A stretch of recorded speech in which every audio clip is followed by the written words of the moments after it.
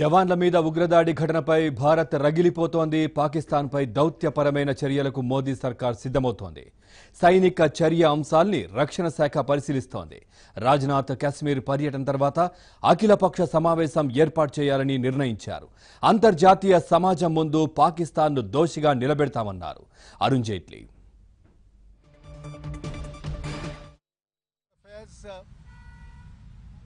Will initiate all possible steps, and I'm here referring to all possible diplomatic steps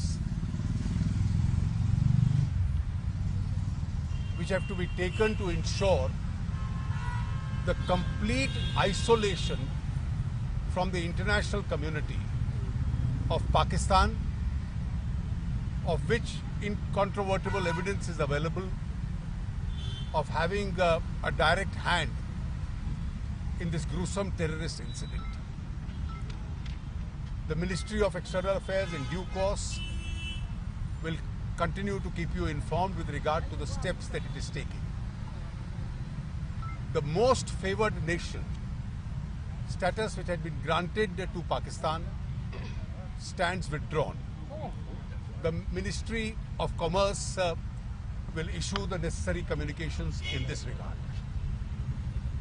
The Ministry of External Affairs will also engage with the international community to make sure that the comprehensive convention on international terrorism, which has been pending for over 3 decades before the United Nations, particularly because of the definition of the word terrorism, is now adopted at the earliest. As far as our security forces are concerned, they will be taking all possible steps. Firstly, to ensure that full security is maintained, and secondly, बहुत ही सख्त शब्दों में इस आतंकी हमले की निंदा की है और भारत के साथ खड़े होने की, भारत को समर्थन की भावना जताई है। मैं उन सभी देशों का आभारी हूं और सभी से आह्वान करता हूं कि आतंकवाद के खिलाफ सभी मानवतावादी शक्तियों को एक होकर के लड़ना ही होगा। मानवतावादी शक्तियों ने एक होकर के आतंकवाद को परास्त करना ही होगा। आतंक से लड़ने के लिए जब सभी देश एक मत, एक स्वर, एक दिशा से चलेंगे तो आतंकवाद कुछ पल से ज्यादा नहीं टिक सकता है। साथियों, पुलवामा हमले के बाद अभी मनस्थिति और माहौल दुख के साथ आक्रोश से भरा हुआ है। ऐसे हमलों का देश डटकर मुकाबला करेगा। यह देश रुकने वाला नहीं है। हमारे वीर शहीदों ने अपने प्राण की आहुति दी है और देश के लिए मर मिटने वाला हर शहीद 2 सपनों के लिए जिंदगी लगाता है।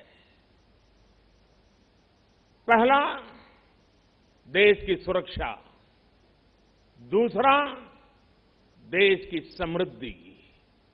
मैं सभी वीर शहीदों को उनकी आत्मा को नमन करते हुए, उनके आशीर्वाद लेते हुए मैं फिर एक बार विश्वास जताता हूं कि जिन 2 सपनों को लेकर के उन्होंने जीवन को आहूत किया है, उन सपनों को पूरा करने के लिए हम जीवन का पल पल खपा देंगे।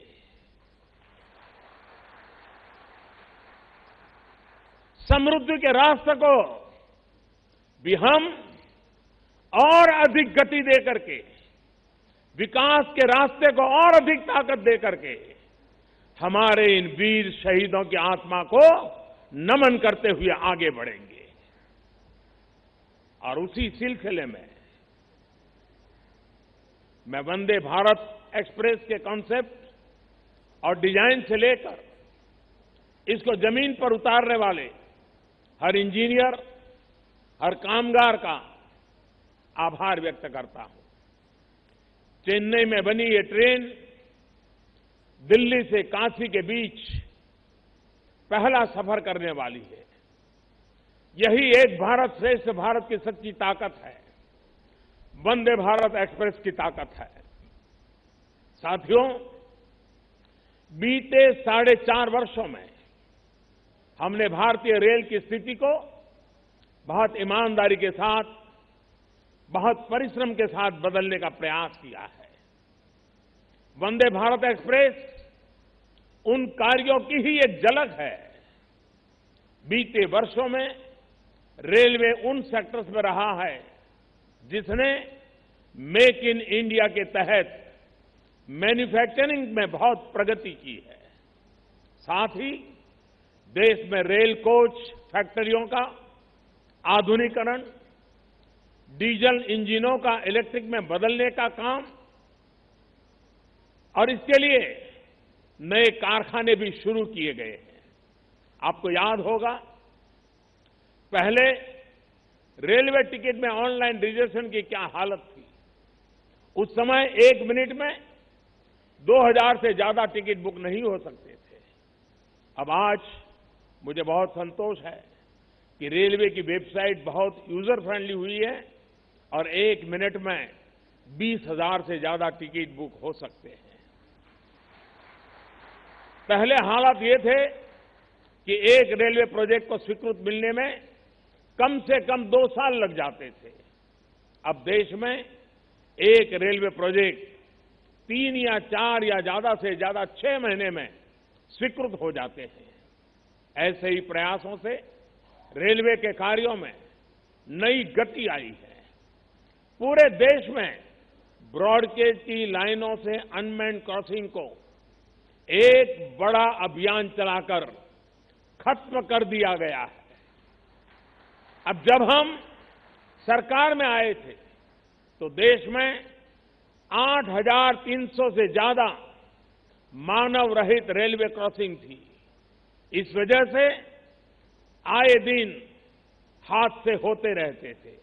अब ब्रॉडगेज लाइनों पर मानव रहित रेलवे क्रॉसिंग खत्म होने से हादसे भी कम हुए हैं।